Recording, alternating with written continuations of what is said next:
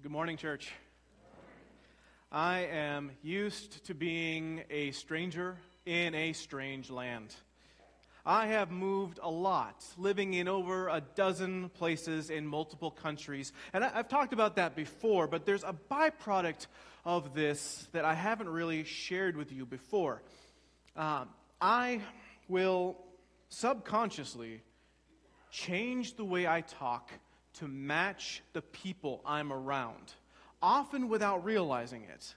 And this is partly because I'm biracial and my parents have different accents. You can always tell if I'm on the phone with my American dad from Kansas or if I'm talking to my Filipino mom. And this isn't just me, but it's a well-documented socio-linguistic phenomenon called code switching. And this originally referred to bilingual speakers who tend to change languages mid-sentence, but it's expanded to consider the way that people change how they communicate. And in the multicultural melting pot of a world that we live in, it's very common for people to change their accents and mannerisms, including hand gestures, based on who they're talking to and where they are. Side note, last week, Mike Bennett, you here? You gave me a hard time for not having, is he not here? Oh, this was just for him. Mike Bennett gave me a hard time for not having any sci-fi references last week. So I got one just for him. There's this TV show called The Expanse that I know that he loves that did this really well by having different accents for people that live on Earth, Mars, or the asteroid belt. And one character, Naomi, demonstrated code switching when she was around either Earthers or Belters, and I love that little detail. I should have just struck this out when I saw that Mike wasn't here. Okay, this is what it is. With all that being said, I think I'm ready to share something with you really embarrassing. I'm ready to open up and be vulnerable here. Recently, I found a recording of a sermon that I gave one Sunday evening in 2008 when I was an intern at a church in Paris, Texas. I only have the audio, but I added a picture of what I looked like that summer, big hair and all. Okay, here it is.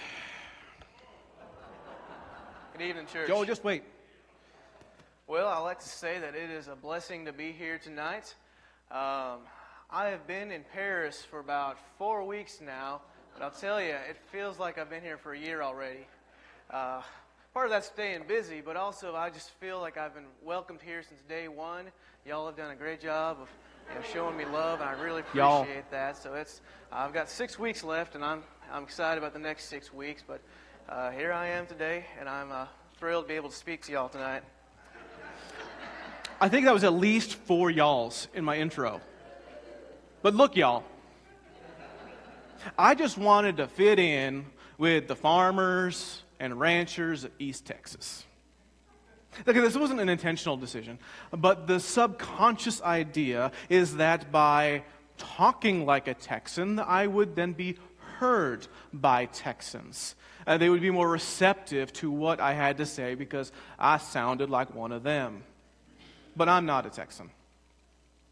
I don't really talk like that.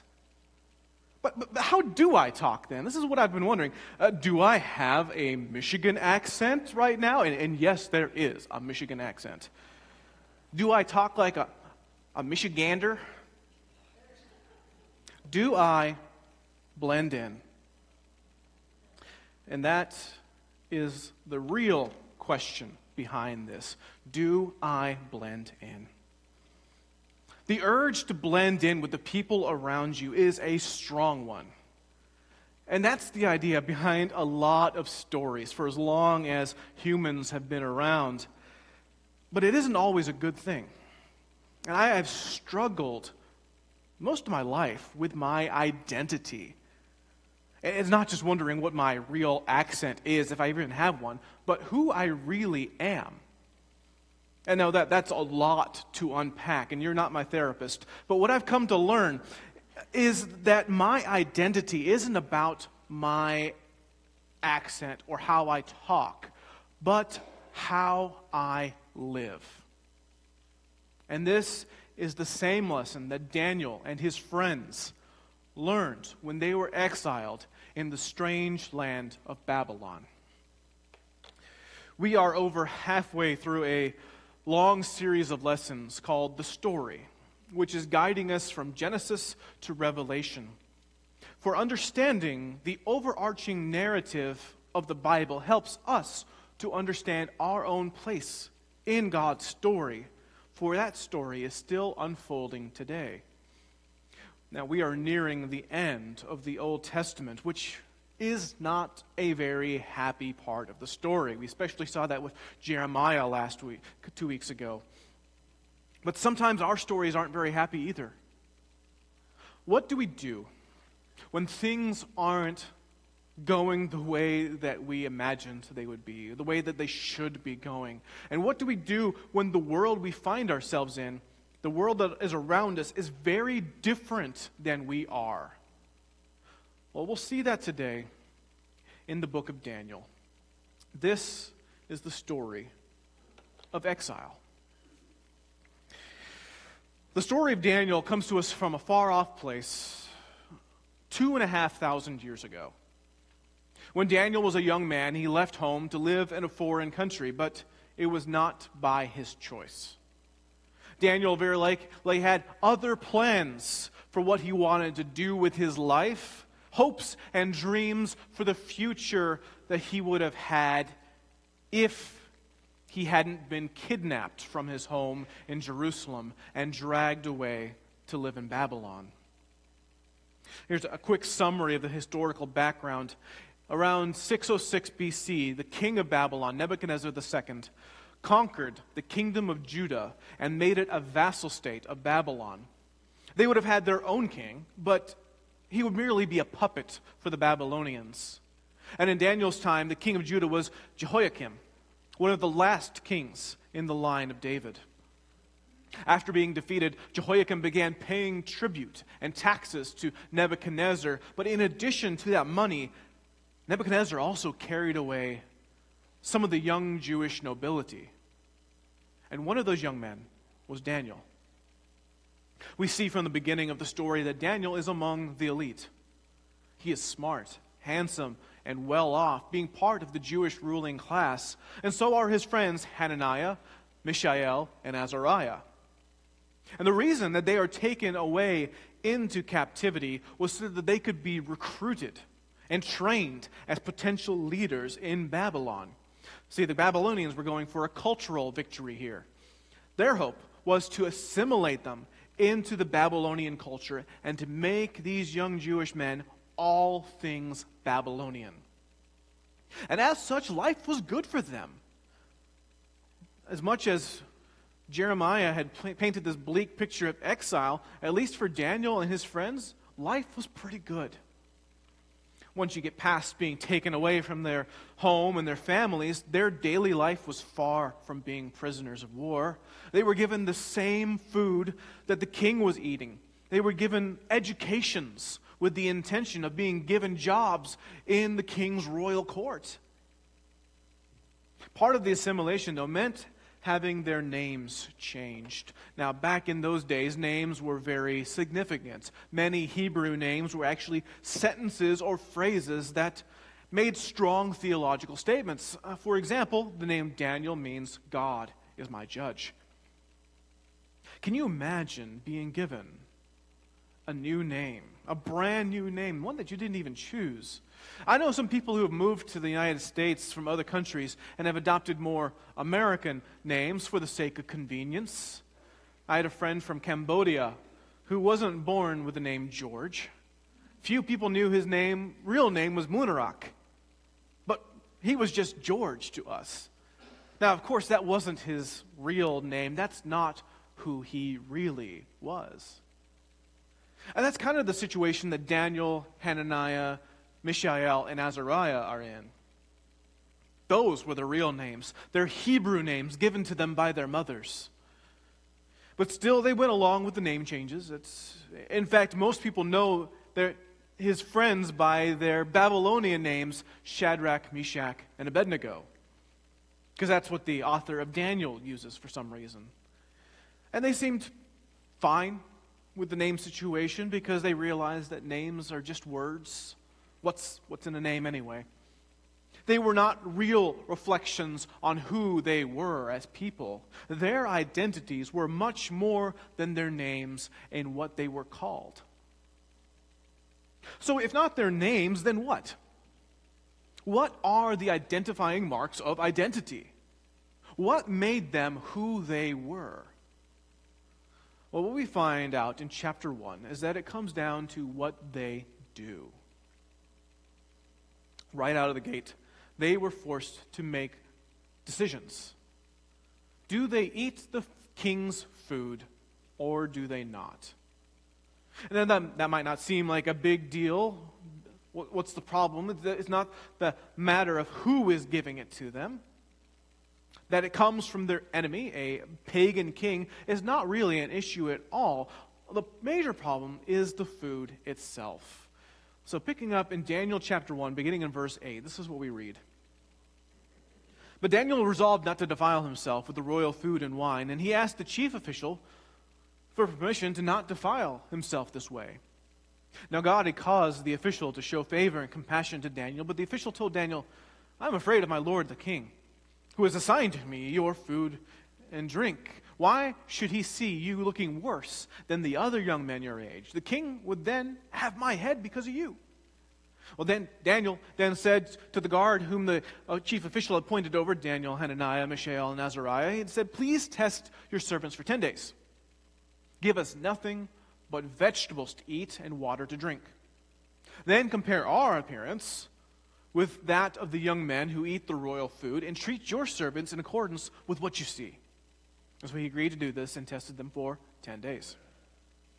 And at the end of the 10 days, they looked healthier and better nourished than any of the young men who ate the royal food. And so the guard took away their choice food and the wine they were to drink and gave them vegetables instead. And to these 4 young men, God gave knowledge and understanding of all kinds of literature and learning, and Daniel could understand visions and dreams of all kinds. And at the end of the time set by the king to bring them into his service, the chief official presented them to Nebuchadnezzar, and the king talked with them. And he found none equal to Daniel, Hananiah, Mishael, and Azariah. So they entered the king's service, and every matter of wisdom and understanding about which the king questioned them, he found them 10 times better than all the magicians and enchanters in his whole kingdom. And the moral of this story is eat your veggies. This, by the way, is not something that the VeggieTales version of Daniel covered. Sorry. The decision that the young man had to make was this then. Do they eat the king's food or do they not? Now, I'm sure it was pretty tempting. This was the king's food. It's going to be good stuff. I mean, I've never eaten at the White House or Buckingham Palace, but if I do, I'm probably not going to be eating Kraft macaroni and cheese or ramen. At least I don't think so. But also consider what other options did they have? I mean, they weren't any. This was the food that they were given. Were they supposed to starve themselves otherwise? And what was the major problem with it anyway? Well, as you probably know, Jewish dietary laws are very strict. It's called kosher. Even today, Jews follow these laws very carefully. No bacon for Jews. More bacon for me. But beyond the prohibition of pork and other non-kosher animals like rabbits and shellfish, the way that the food is prepared is important in keeping kosher.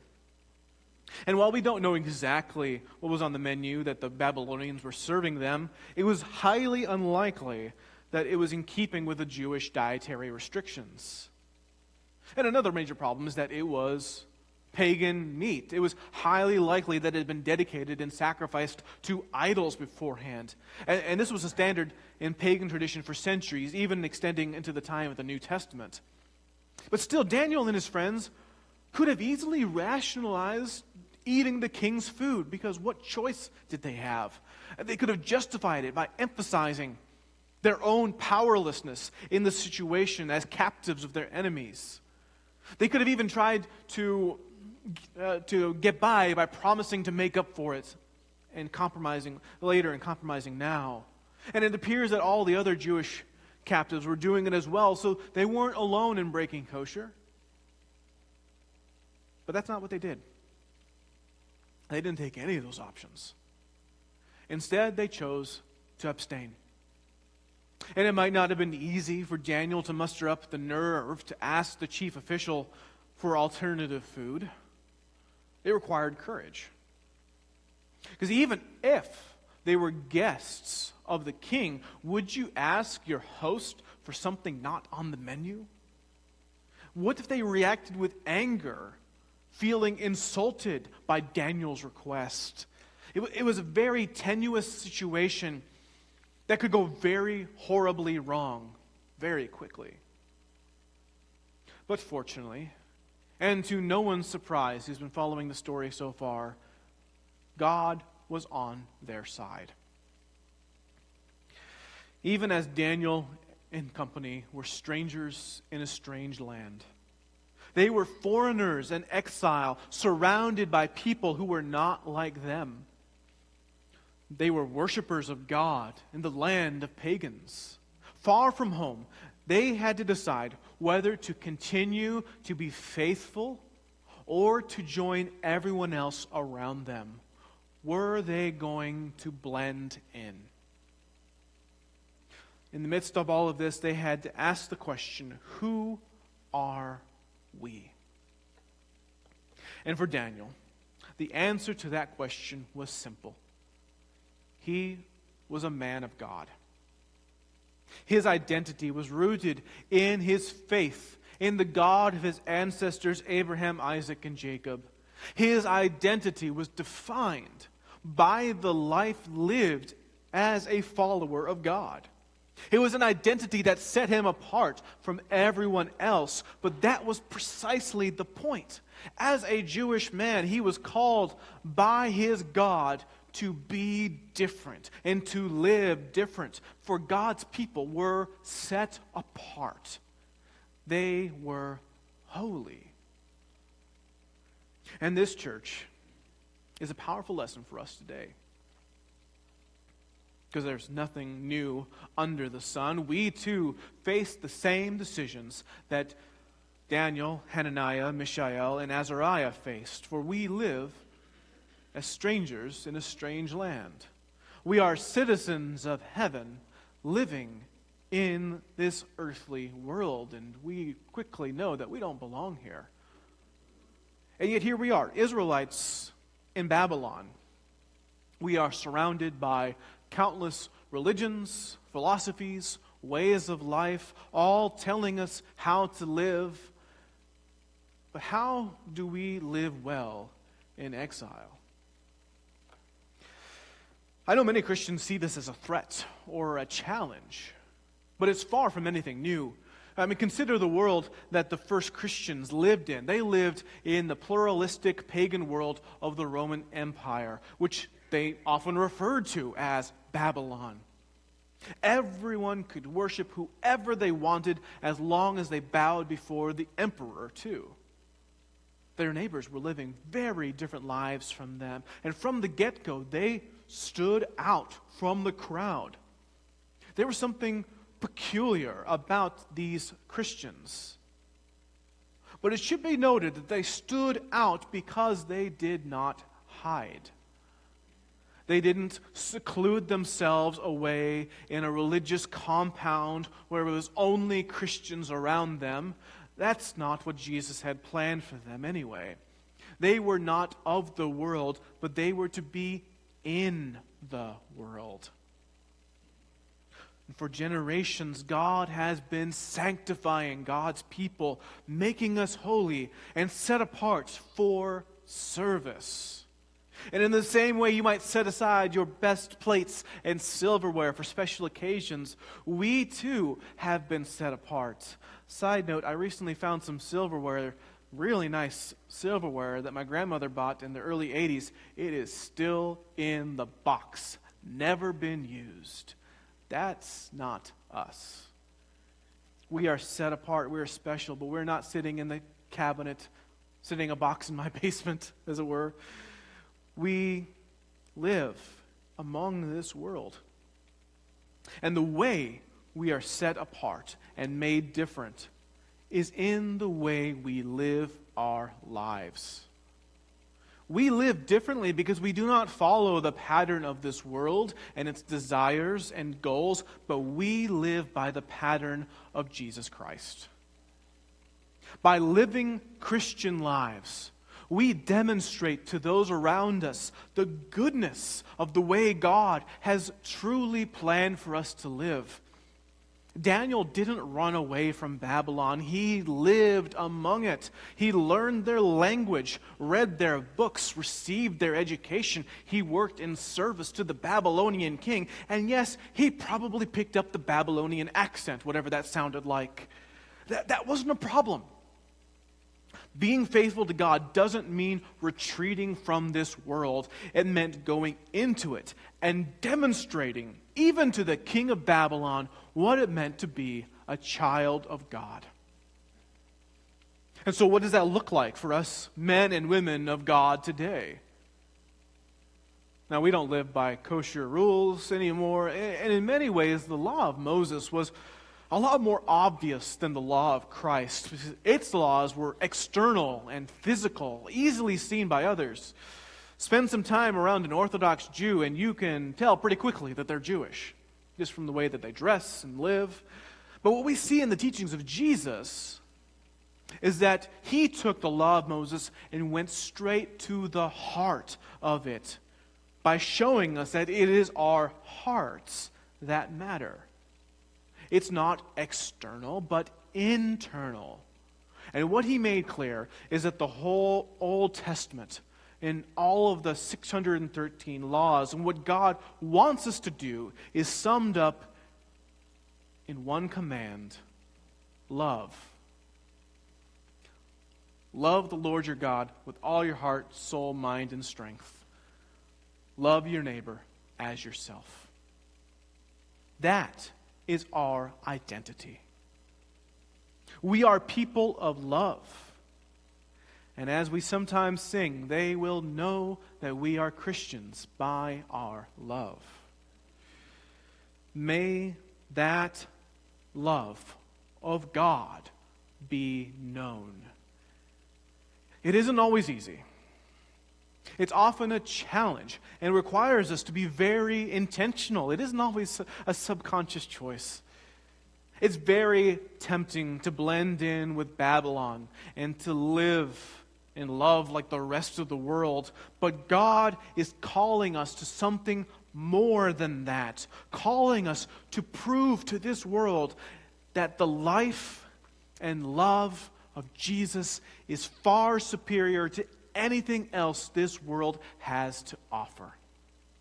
And that is the gospel that we are preaching and the good news that we are proclaiming, not just with our words, but with our lives. We are doing so with our love. And if you want to know more about the Christian life and the way that God, through Jesus, is calling us to live, let us know. You are invited to be baptized into the life of Christ, which is a gift from God, for it is truly the best life possible. But know that following and living and loving like Jesus is the hardest thing you will do. It is challenging. But through it all, you are not alone. God has blessed us with community. And if you are struggling today, and if your brothers and sisters in Christ can encourage you, pray with you, listen, and if God can minister to you through us, let us know. And in all things, may God and God alone receive all glory and honor and praise. Amen.